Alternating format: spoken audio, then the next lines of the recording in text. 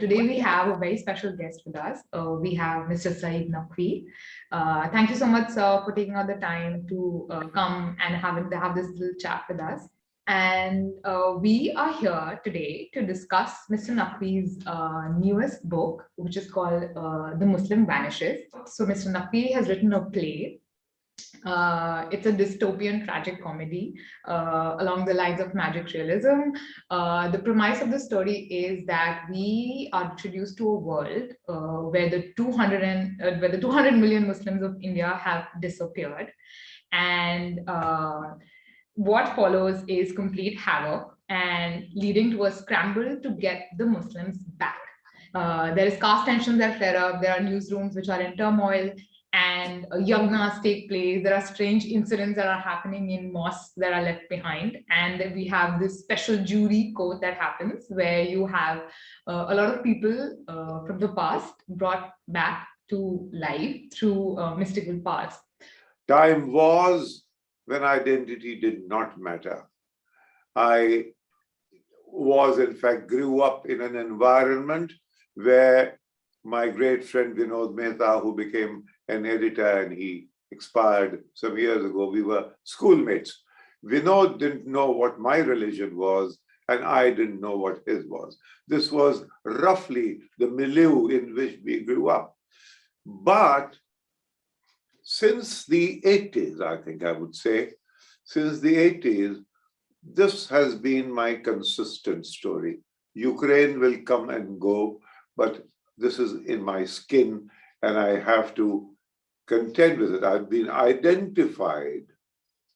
Vinod never identified it until one incident later, but everybody else now sees me as some kind of a Muslim now. So that identity has been imposed upon me by the circumstances in which we live. The history of Muslims in India is actually the history of Islam almost, because the Prophet died in 632.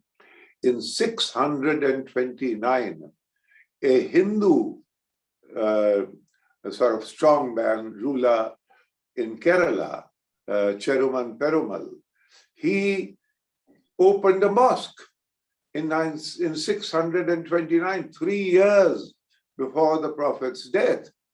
Now, why did he open the mosque?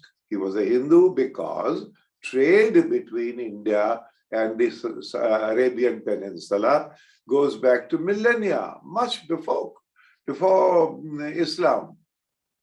And he thought that these traders were coming here, they need a place for worship.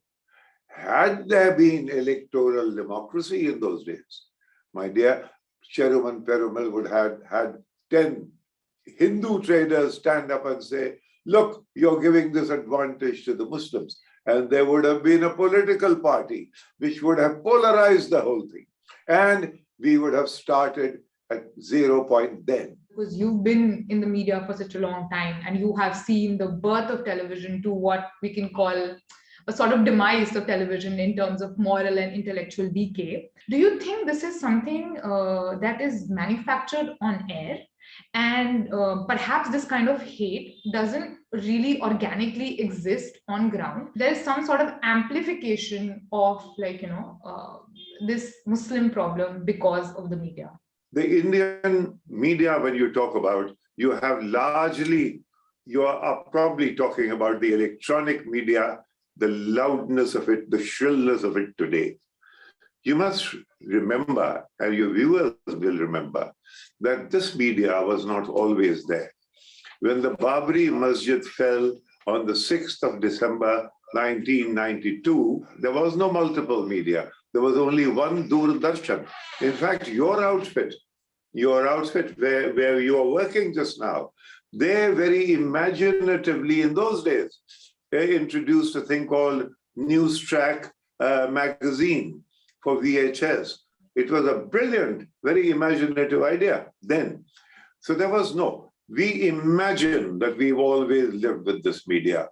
This multiple media came, it's coincided with three things altogether. They are one, until 1980, I have relatives in Pakistan. They used to come and visit me. And I used to feel very proud they used to say, Bhaiya, your life here is so good, because they would see me with one Zahid and one Ashok and one Vinod and one Ranjit. These are all my buddies, plus there's a Saeed and there are Masood, and they found the air so exhilarating here. And I used to show off.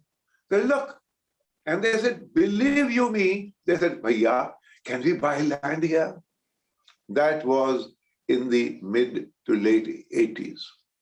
After that, and now particularly, you've turned the whole thing around, that those same relatives of mine now fix me in a pitying gaze.